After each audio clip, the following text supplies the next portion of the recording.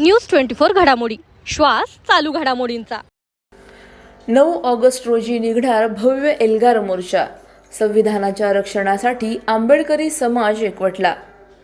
महापुरुषांचा सन्मान राखण्यासाठी, संविधानाच्या रक्षणासाठी आणि सामाजिक ऐक्याची वज्रमूठ अधिक घट्ट करण्यासाठी आगामी 9 ऑगस्ट रोजी भव्य एल्गार मोर्चाचे आयोजन करण्यात आले आहे।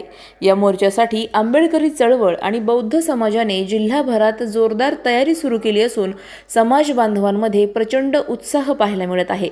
हा ऐतिहासिक मोर्चा डॉक्टर बाबासाहेब आंबेडकर पुतळ्यापासून सुरू होऊन नीलक्रांती चौकापर्यंत काढण्यात येईल।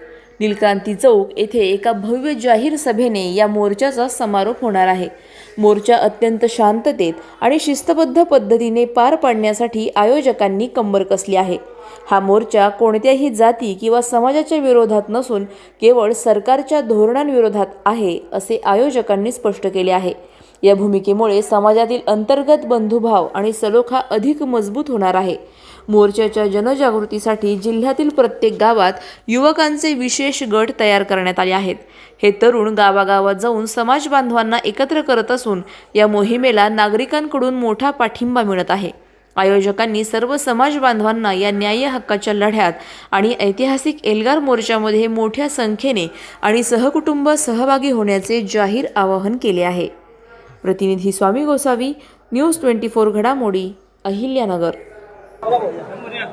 आज जो काही महाराष्ट्र सरकारने उपवर्गीकरणाचा घाट घातलेला आहे त्याला विरोध करण्यासाठी आंबेडकरी समाजाच्या वतीने जो 9 ऑगस्ट रोजी महामोर्चा होणार आहे, त्या संदर्भात या ठिकाणी मंगलगेट येथे या ठिकाणी मृणालजी भिंगारदेवी असतील व त्यांचा सर्व मित्र परिवार असेल त्यांनी या ठिकाणी बैठक आयोजित केली होती व त्या संदर्भात नियोजनासंदर्भात ही मीटिंग होती।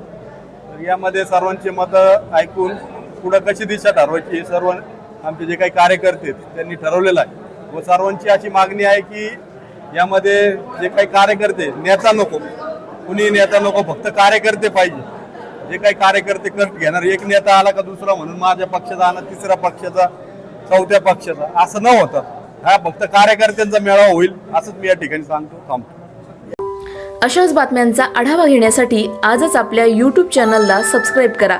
बातमी आवडल्यास लाईक करा आणि इतरांपर्यंत शेअर करा।